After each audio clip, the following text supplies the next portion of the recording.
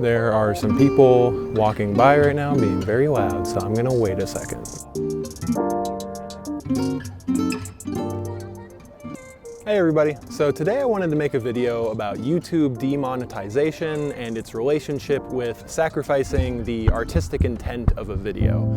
So last week I released my longest video yet, my video essay about H3 podcast. It clocks in at about an hour long, and to my surprise it wound up getting demonetized for about a 30-second snippet. Now these 30 seconds were from what I thought was stock free music that the podcast uses itself. The big reason why I was really surprised that I got my video demonetized is, over the year of making this video, I've actually uploaded several rough drafts to YouTube, and never once has this section with this song ever gotten my other versions demonetized. I typically run monetization on my proofs as a way of checking ahead if any of my sampled songs or clips will mess that up for me. And luckily in the past I've been pretty fortunate with my two biggest videos actually being able to be monetized, but my first video essay ever, which also was my first successful video ever, is demonetized because of my use of a clip from the Grammys. So I decided to make a YouTube community post about this to let people know that the video was demonetized, and if they want to give me $1 to $3 on Patreon, that would be a good solution.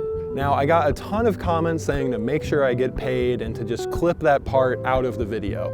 Some people suggested replacing the song using YouTube's editor, and other people suggested just taking that chunk out of the video entirely. Now, to me, this was never an option or a path I was ever going to take. And there's a big reason why. When I make my videos, I spend a really long time on them because I really want them to be as artistically sound and intentional as humanly possible. Every single clip or visual on screen in my video essays, I try really hard to make relevant to the argument I'm making, and I also try to make the music as fitting as humanly possible. Now, sometimes this means putting in very specific music as a reference, such as putting 100 gecs music under Cameron's section.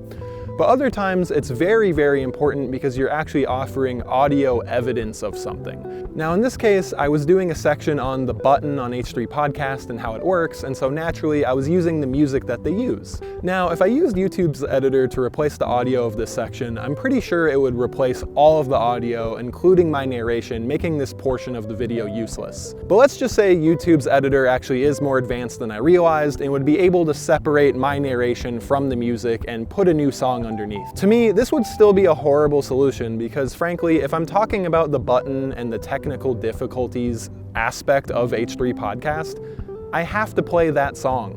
And so I'm going to. I'm not going to just put in some random stock music as a hold. Now you could say that in retrospect, maybe this video would be totally fine without this section, and that maybe if I knew this in advance, I would just make this video essay about the podcast and just leave this part out. But frankly, talking about the button and their technical difficulties, solutions, were a major argument to the thesis I was going to make. I was not going to just make a worse thesis video with less good evidence just in the interest of money. Now, I want to be an independent filmmaker slash YouTuber very badly, and obviously there's a lot of people in the world who want to do that. However, for me, doing filmmaking has always been a pursuit of making cool, fun things, hopefully in the interest of filmmaking or adding something to the conversation, whether or not it's music videos, short films, or video essays. I don't want to just be regurgitating words and content that a million other people have done and said. And if I ever do make a video essay about a subject that already exists, I'm going to try my best to at least offer something new to it. And I'm going to try to make the best argument I humanly can.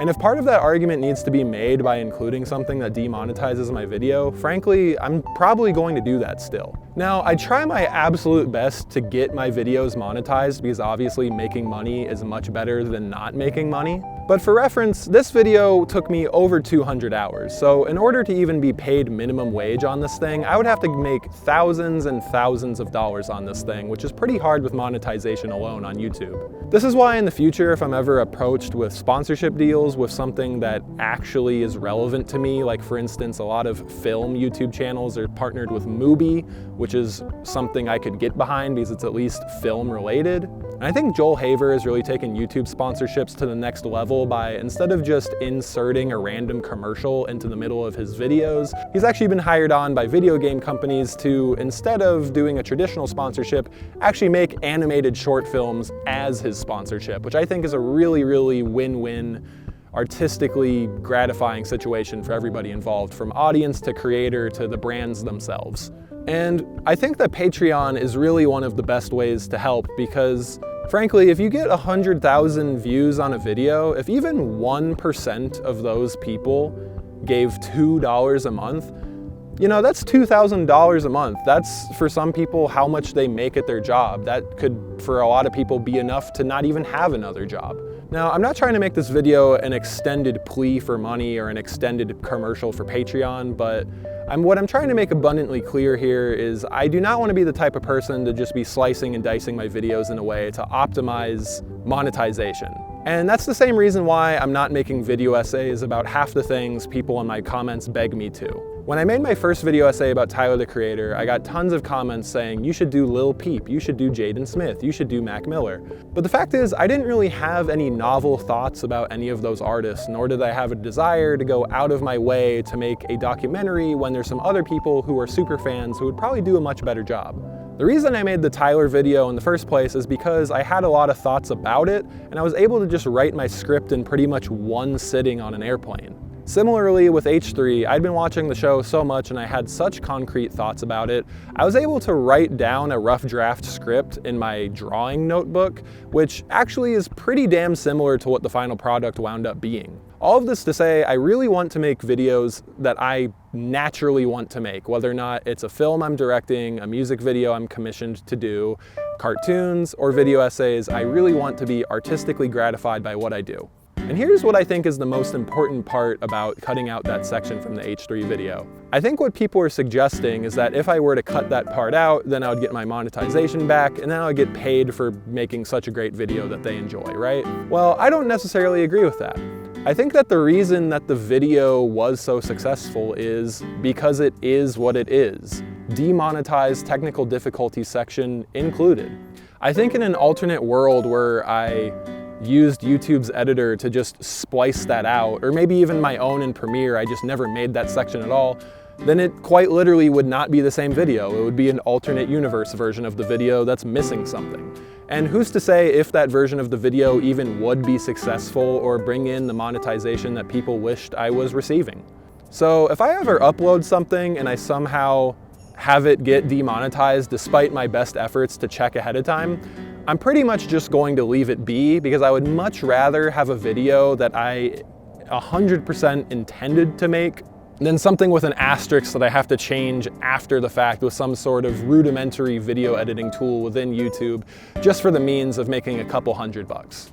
I realized I forgot to say one of the most important things for this video, which is thanks to Not Olivia H3, which is a fan channel. She actually gave me advice which led to my video getting re-monetized, so ad money is coming back in. It's made about $200 so far, so major thanks to Not Olivia H3 giving me the advice on how to get the video re-monetized by going through Epidemic Sound's website and essentially whitelisting my channel from getting claimed. So yeah, again, major thanks to Not Olivia H3. Check out her channel. And thank you so much. Frankly, I think the musicians, YouTubers, filmmakers, artists in general who stand the test of time most are the people who are making new, original things that come from a unique viewpoint and are artistically gratifying to the artists themselves and bringing some sort of a new experience to the audience enjoying it. And I think these days, because being a full-time creator is, while possible, also requires a lot of bending at will to corporations, people are making a lot of work that maybe is not exactly what they actually wanted to make, but it's something that they thought would get a lot of clicks and views. Even Meat Canyon, an animator and YouTuber who I respect very deeply for their hard work ethic and just high-quality, high-frequency cartoons, has sort of even said this himself. You also see Joel Haver saying that he's going to stop making weekly shorts in exchange for making monthly feature films as a way of artistically challenging himself. And I think that these sorts of decisions is what cement these YouTubers as higher artists, filmmakers on the platform, and not just people who are making cookie cutter bullshit content just for the sake of making money. So I'm very excited for the things I have lined up for the future, from the video essays, films, music videos, cartoons, podcasts, all the things that I know that I'm planning on making this year.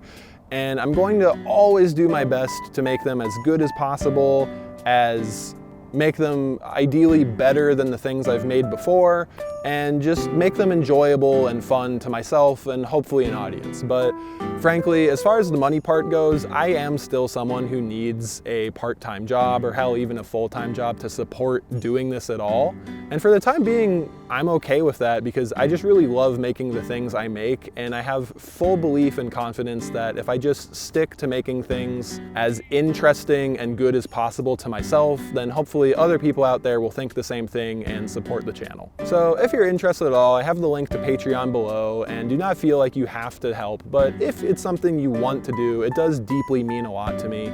Like I said, if even like a small percent of the total viewers on my popular video essays gave me $1, that would be enough to allow me to do this like full-time forever, and then the videos would just get better and better and better. But even if I'm making $0 off of them, it's something I'm still gonna do. All right, the sky is becoming very beautiful, so I'm gonna get some shots of the sunset and the sky and the nature around me, and I hope you have a beautiful evening.